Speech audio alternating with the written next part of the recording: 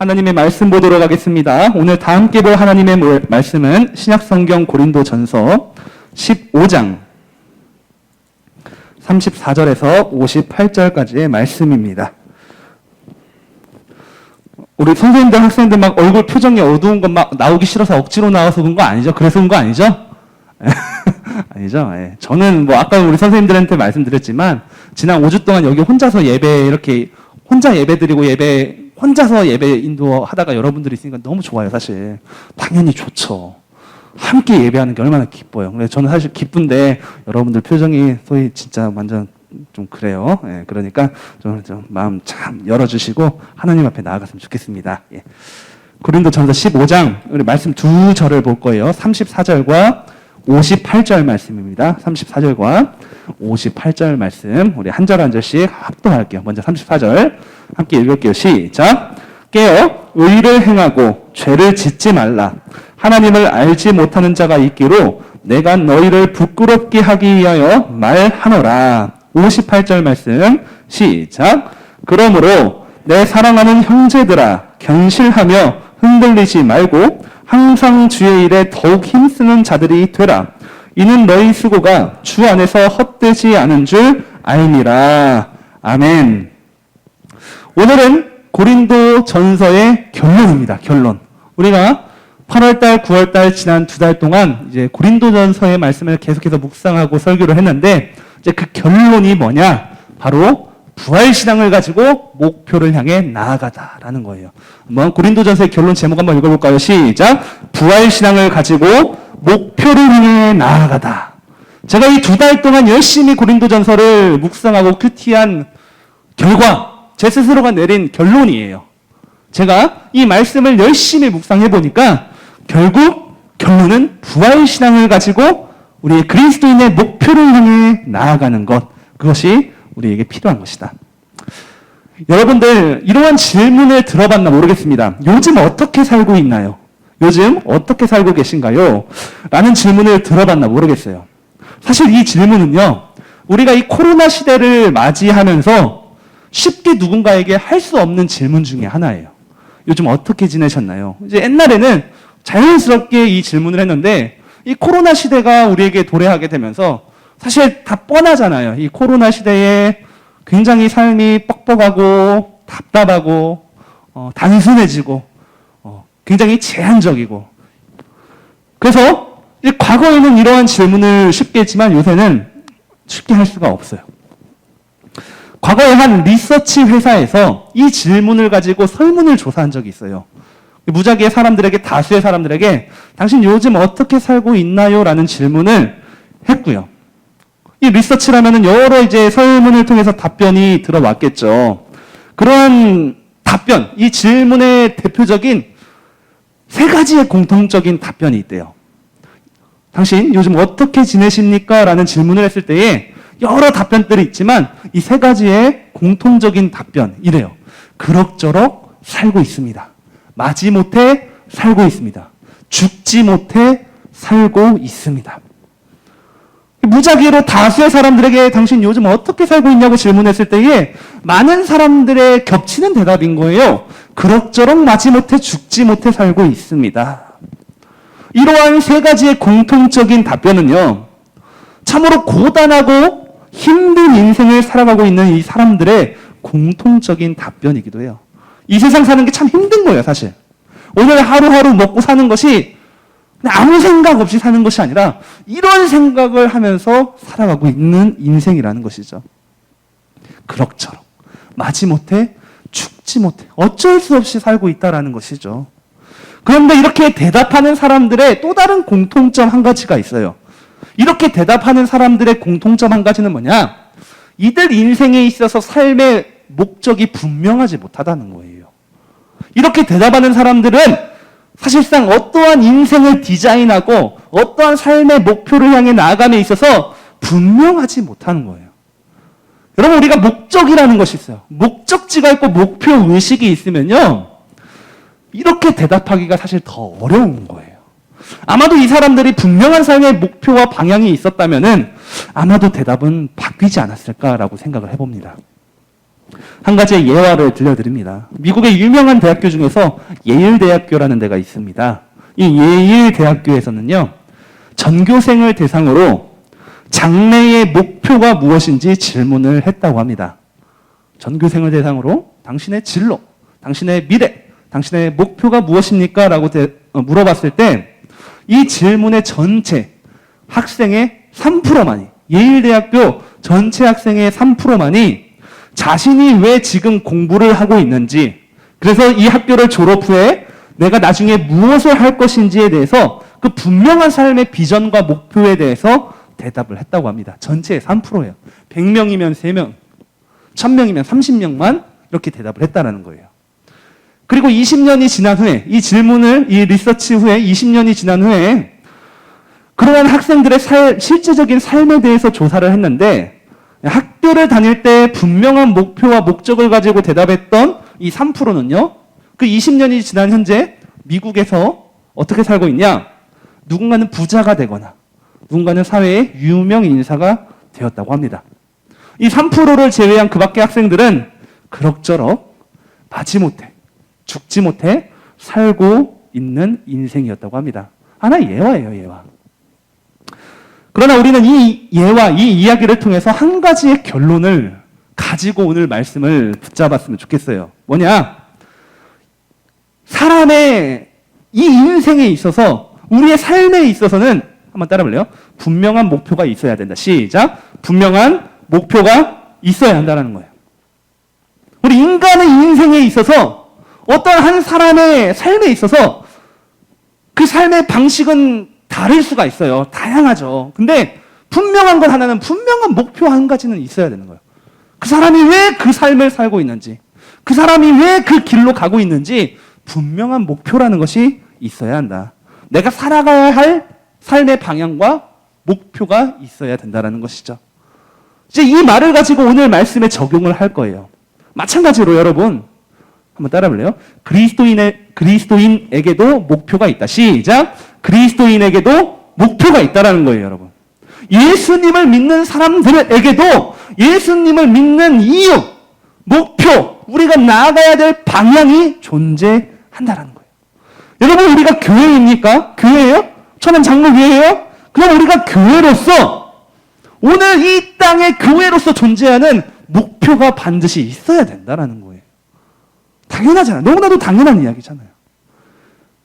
그래서 저는 이 2달 동안 고린도전서를 열심히 큐티하면서, 또한 여러분들도 열심히 큐티를 했다면, 정직하게 하나님 말씀 앞에 섰다면 반드시 이 고린도전서라는 성경에서 그 목표를 찾았을 것이라고 저는 생각을 해요.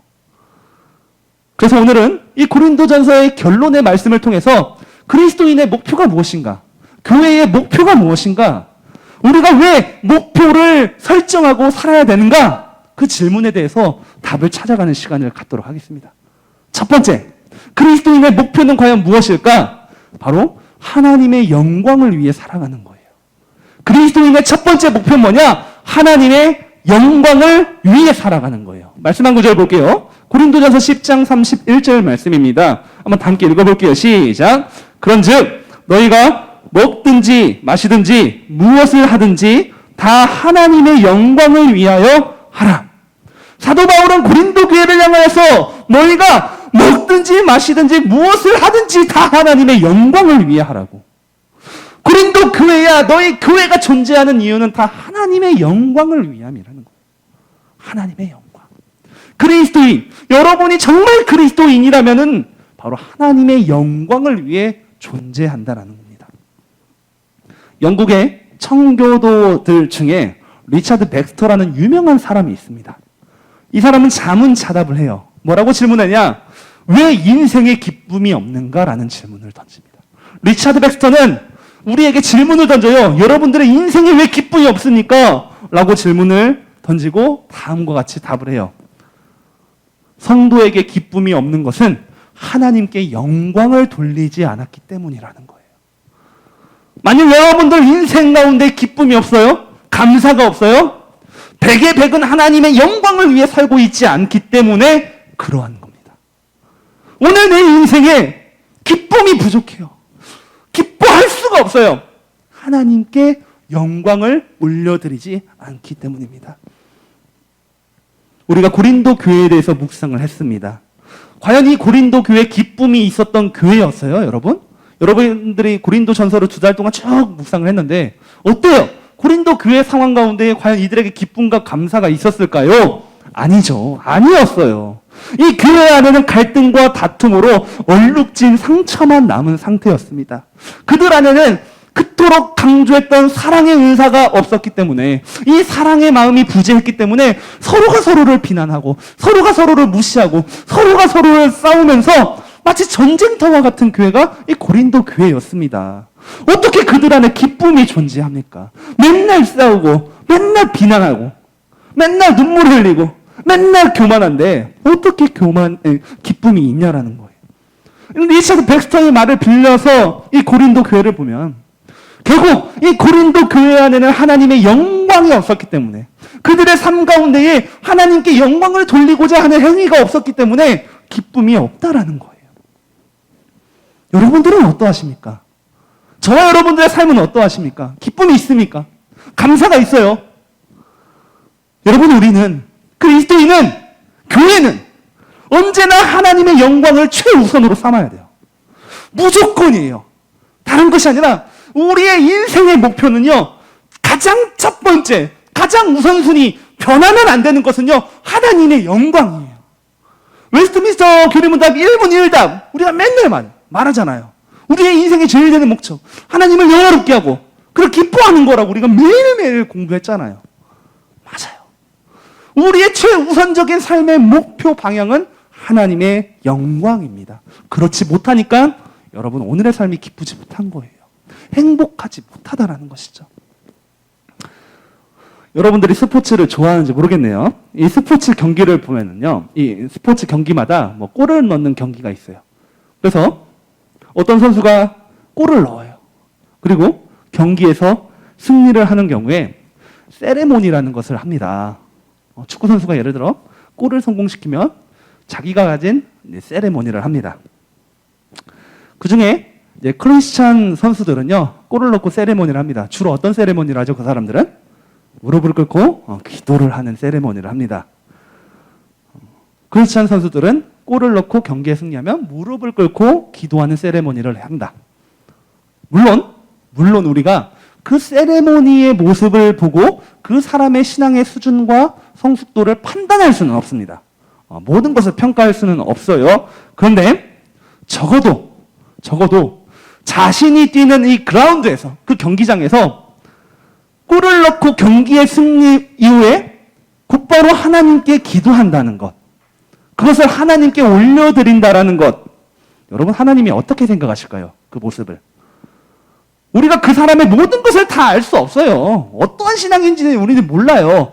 근데 적어도 자기의 일평생의 직장과 같은, 삶의 터전과 같은 그라운드에서 골을 넣고 세레모니로 하나님께 기도한다는 것, 하나님이 어떻게 보실까라고 우리가 한번 질문을 던져봅시다. 내가 성공한 이 골을 통해서, 승리한 이 경기를 통해서 하나님께 영광을 올려드리는 이 신앙이라면요, 기쁨이 있지 않을까요, 여러분? 어떨 것 같아요? 기쁨이 있을 것 같아요, 저는.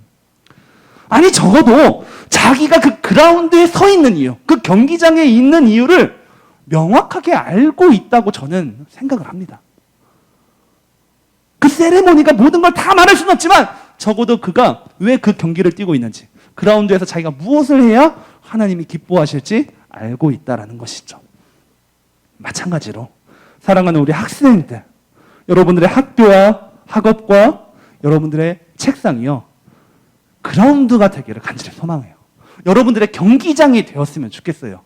여러분들이 그 책상에서, 여러분들의 학교에서, 여러분들의 학업에서 여러분들의 목적을 분명히 했으면, 골이면 골이라는 목적, 승리면 승리라는 목적을 가지고 그 행위를 통해서 한번 따라 불러요. 하나님께 영광을 돌리자. 시작. 하나님께 영광을 돌리자라는 거예요, 여러분.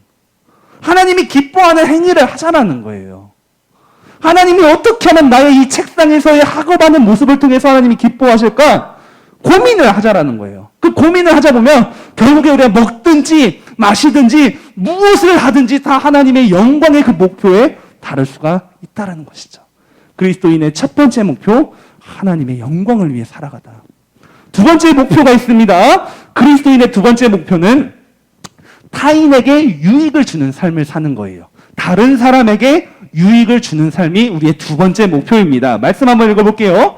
고린도전서 10장 24절 한번 다 함께 읽을게요. 시작. 누구든지 자기의 유익을 구하지 말고 남의 유익을 구하라. 우리 10장 33절 시작.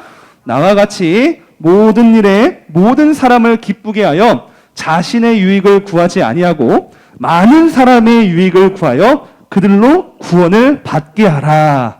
전부 다 고린도 전서의 지금 말씀을 읽고 있어요, 우리가. 여러분, 우리가 그리스도인이라면 두 번째 어떤 목표가 있냐? 나의 유익보다는 다른 사람의 유익을 위해 그 유익을 구하는 삶을 살아야 한다는 것입니다. 나의 유익보다 다른 이들의 유익을 구하는 삶. 이게 어떤 말일까? 예를 들어서 한번 설명을 해드릴게요. PPT를 보시면 세 가지 종류의 사람이 있어요. 첫 번째, 다른 사람에게 어떠한 유익도 혹은 어떠한 손해도 주지 않는 개미와 같은 삶을 사는 사람이 있습니다. 개미와 같은 삶. 다른 사람에게 유익도 손해도 끼치지 않는 삶이에요. 두 번째, 다른 사람에게 손해만 주는 거미와 같은 삶이 있어요. 누구도 이 거미와 같은 삶을 살고자 하지는 않죠. 그리고 세 번째, 남에게 유익을 주는 꿀벌과 같은 사람이 있다고 합니다. 이거는 약간 비유적인 표현입니다, 여러분. 개미와 거미와 꿀벌과 같은 사람. 여러분은 과연 여기에서 어디에 속하는 사람입니까? 어떤 인생을 살고 있어요? 여러분들의 삶을 한번 돌아보십시오. 오늘 내 삶을 통해서 과연 유익을 주는가? 손해만 주는가? 아니야, 난 유익도 손해도 필요 없어. 그렇게 개미처럼 살아가고 있는가? 여러분, 우리가 이 고린도 전서를 잘 묵상을 했다면 바로 이 부분에 대해서 우리가 깨달을 수 있다고 생각해요. 이 고린도 교회의 전체 상황, 제가 거듭 이 고린도 교회의 배경에 대해서 말씀을 드렸다면 제가 무엇을 말하고자 하는지 여러분들은 알아야 된다는 거예요. 무슨 말을 드리고 싶냐? 여러분, 어떠한 유익이 있어요. 교회 안에서 나한테 유익이 있어요. 그 유익이 나에게 유익이 된다고 해서 그 유익이 다른 사람에게도 반드시 유익이 되지 않는다는 거예요. 고린도전서의 상황이라는 거예요. 나한테 좋은 게 있어요. 나한테 은혜가 되는 게 있어요. 그런데 그 나한테 좋은 게 은혜가 때로는 다른 사람한테 좋은 게 아닐 수 있고 은혜가 아닐 수 있다라는 겁니다. 어떠한 것이 나한테 좋아요. 어떠한 것이 나한테 기뻐요. 그런데 그것이 다른 사람들에게 아닐 수도 있다라는 거예요. 물론 이것은 진리 외의 것들을 말하는 거예요. 예수 그리스도 외의 것들을 말하는 거예요. 내가 좋다고 해서 나의 좋음이 다른 사람의 좋음을 보장할 수 없다라는 것이죠. 이것을 기억해야 된다라는 거예요. 근데 이것을 말하기 전에 여러분들이 속으로 생각하는 것들 중에 하나는 뭐냐면요. 바로 이 개미와 같은 사람의 특징이라는 것이죠. 너무나도 안타깝게 우리의 다음 세대는요. 굉장히 이기적이에요. 미안해요. 여러분들은요. 지금 우리와 그 윗세대의 관점에서 볼 때 굉장히 이기적인 세대가 됐어요. 나밖에 모르는 세대. 그러니까 나밖에 모르다는 게 뭐 좋다 나쁘다를 말하는 것이 아니라 여러분들은 보통 어떤 생각을 하냐면 목사님 그냥 다른 사람들에게 피해만 안 주고 살아가면 되는 거 아니에요? 다른 사람들에게 내가 어떠한 피해를 발생시키지 않고 나만 잘 살면 되는 거 아니냐라는 거예요. 다른 친구들한테 피해만 안 주면 되는 거잖아요. 개미와 같은 사람처럼 생각을 한다는 거예요. 그러니까 여러분들이 이 개미와 같은 사람처럼 생각하는 경우가 많다라는 거예요. 오해하지 마세요. 이게 뭐 좋다 나쁘다를 말하는 것이 아니라 지금 여러분들의 시대적인 그러한 흐름이라는 것이죠. 근데 잘 기억하세요. 지금 그리스도인의 목표는 저게 아니라는 거예요. 누구한테 피해를 주지 않으면 되잖아요. 거기에서 끝나는 것이 우리 그리스도 예수 믿는 삶의 목표가 아니라는 거예요. 우리의 삶의 목표는 피해를 주지 않는 것은 당연하지만은 더 나아가 다른 사람에게 유익을 주는 인생을 살아야 돼요. 여러분 오늘 나에게 주어진 이 시간과 나의 건강과 나의 실력과 나의 달란트가 있다면 나만을 위해 쓰는 것이 아니라는 거예요. 우리 교회 안에서만 쓰는 것이 아니라 때로는 교회 밖으로 나아가서 내 친구들을 향하여서 이 세상을 향하여서 유익하게 쓰는 거예요. 유익하게. 그것이 바로 다른 이들을 위해 살아가는, 다른 이들의 유익을 위해 살아가는 그리스도인의 삶의 목표라고 할 수 있습니다. 교회의 목표이기도 합니다. 고린도 교회, 문제가 많았던 교회입니다. 고린도 교회, 갈등과 다툼이 끊이지 않았던 교회였습니다. 그들 안에 사랑이 회복되어야 된다고 이미 우리가 배웠죠. 마찬가지예요. 고린도 교회에만 국한되는 이야기가 아니라는 거예요. 저와 여러분들, 오늘날 이 시대 우리 모든 공동체 안에 회복되어야 될 것, 이 사랑, 이 사랑을 근거로 다른 사람의 유익을 위해 교회가 회복되어야 한다는 것이죠. 여기서 말하는 다른 사람은요, 나 위에의 모든 사람들이에요. 다른 성도가 될 수 있고요, 다른 크리스천들이 될 수 있고요, 때로는 불신자들이 될 수 있고요, 세상의 사람들이 될 수 있어요. 말하고자 하는 건 무엇입니까, 바울이? 네가 좋다고 너만을 위해 살지 말라는 거예요. 그리스도인은 언제나 유익을 전달해야 하는 존재라는 것이죠. 그렇기 때문에 여러분들이 오늘 그렇게 하기 싫은 공부를 해야 한 이유가 여기에 있다라는 거예요. 여러분 공부하고 싶어요? 공부하기 싫어요? 공부하기 싫잖아요. 나 공부하고 싶어요라고 생각하는 사람들 정말 독특하다고 생각해요. 공부하기 싫잖아요. 근데 공부하기 싫어도 공부하기 싫지만 공부를 해야 하는 이유가 바로 여기 그리스도인의 목표에 있다라는 것이죠. 여러분들 성공하고 싶죠. 여러분 세상 가운데 뒤처지고 싶지 않잖아요. 앞서 나가고 싶잖아요. 그러기 위해서는 먼저 이 그리스도인의 목표를 기억하라는 거예요. 여러분들이 성공하고 싶죠? 이 목표를 붙잡고 성공하십시오. 다른 사람의 유익을 위해서, 하나님의 영광을 위해서 싫어하는 공부를 하라는 거예요. 만약에 그 목표가 무너졌다, 그 목표가 없다면 여러분들이 비록 세상 가운데 성공했을지는 몰라도 그리스도인으로서는 실패하게 됩니다. 세상 가운데서는 인정받을지 모르겠지만 하나님 나라에서는 인정받지 못하게 된다는 것이죠. 그래서 서두에서 말씀드렸던 것처럼 목표를 설정하는 것, 분명한 목표를 갖는 것은 중요하다. 지금까지 두 가지의 그리스도인의 목표에 대해서 제가 말씀드렸습니다. 우리는 하나님의 영광을 위해 살아야 하면서 동시에 다른 사람의 유익을 위해 살아야 한다고 했습니다. 하나님의 영광을 위해 살면서 다른 사람의 유익을 위해 살아야 된다. 이것을 다른 말로 한번 바꿔보면요, 묵상을 하면서 하나님이 이런 은혜를 주셨어요. 한번 따라 볼래요? 하나님 사랑, 이웃 사랑. 시작! 하나님 사랑, 이웃 사랑. 하나님의 영광을 위해 하나님을 사랑한다는 것이죠. 다른 사람 유익을 위해 이웃을 사랑한다라는 거예요. 예수님의 말씀을 한번 볼게요. 마태복음 22장 말씀입니다. 예수께서 이르시되 내 마음을 다하고 목숨을 다하고 뜻을 다하여 주 너의 하나님을 사랑하라 하셨으니 이것이 첫째 되는 계명이고 둘째도 그와 같으니 내 이웃을 내 자신과 같이 사랑하라 하셨으니 이 두 계명이 온 율법과 선지자의 강명이니라. 하나님을 사랑하는 것, 이웃을 사랑하는 것, 온 율법과 선지자의 강명이니라. 성경 창세기부터 요한계시록까지 매달려 있다라는 거예요. 성경 창세기부터 요한계시록까지 하나님을 사랑하고 이웃을 사랑하라 말씀하고 있다라는 거예요. 관통하고 있다라는 거예요. 성경 어디를 보더라도 하나님의 영광을 위해 살아가는 것과 다른 사람의 유익을 위해 살아가는 것 말하지 않는 곳이 없다라는 것이죠. 여러분, 예수님께서 이 마태복음에서 하신 말씀이나 바울이 고린도 교회를 향해 선포한 말씀 다를 바가 없다고 생각해요, 저는.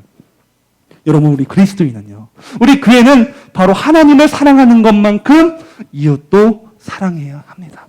여러분 믿습니까? 아멘. 믿어야 돼요. 그렇게 살아야 됩니다. 그렇게 살지 못함을 우리가 회개해야 되지, 그렇게 살지 못함에 핑계를 말하면 안 되는 거예요.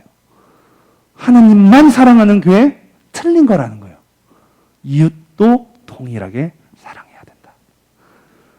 그렇다면 이제 마지막으로 목사님, 그렇게 살기 위해서 우리가 무엇을 붙잡아야 될까요? 하나님의 영광을 위해 살아가고 다른 사람의 유익을 위해 살아가는 것. 하나님을 사랑하고 이웃을 사랑하기 위해 오늘 내가 무엇을 붙잡고 살아가야 됩니까? 바로 한번 따라 볼래요? 부활신앙을 붙잡다. 시작! 부활신앙을 붙잡는 거예요, 여러분. 예수 그리스도의 부활, 그리고 우리 성도의 부활을 믿는 신앙이라는 것이죠. 여러분, 이 부활신앙은요, 단순히 예수님의 죽으심과 부활하심을 믿는 것으로 끝나는 것이 아니에요. 2000년 전에 골고다 언덕 나무 십자가 위에서 예수님은 죽으셨어요. 그리고 죽은 지 사흘 만에 새로운 몸으로 부활하신 예수님. 그 사건을 믿는 것만큼이나, 예수님의 죽으심과 부활하심을 믿는 것만큼이나, 내가 그리스도인이라면, 내가 성도라면, 내가 죽은 이후에도 주님의 재림의 때에 나도 새로운 몸으로 부활하게 될 것을 믿는 것이 바로 부활신앙이라는 거예요.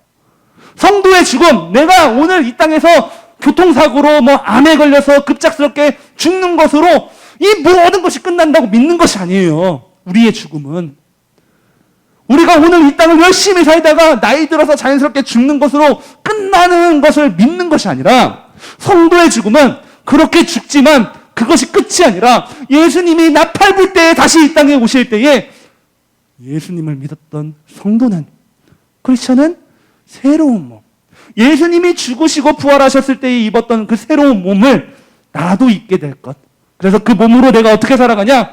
영원한 삶을 살아가는 것. 그것을 믿는 것이 뭐냐? 부활신앙이라는 거예요. 바로 이 부활신앙의 핵심은 뭐냐? 영원함을 쫓는 거예요. 영원함.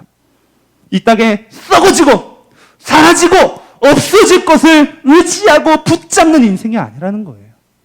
화려해 보이지만, 대단해 보이지만, 돈 같은 거, 강남의 아파트 같은 거, 외제차 같은 거, 그래 보이지만 그것을 붙잡고 쫓는 인생이 아니라, 부활신앙을 가진 인생은요, 영원한 하나님 나라의 유업을 받아 영원히 하나님과 함께 교제하며 죄와 사망이 없는 그 영생을 얻어서 오직 하나님과 함께 살아가는 인생이 바로 부활신앙이라는 거예요.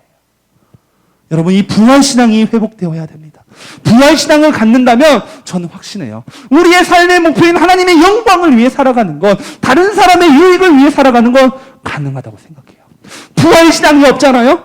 그러면 우리는, 우리의 시야는요, 오늘만 바라보는 거예요. 우리 교회만 바라보게 되는 거예요. 내 인생 나만 바라보게 되는 거예요. 그러니까 우리가 점점 좁아지고 이기적이고 극단적으로 변하기 시작하는 거예요.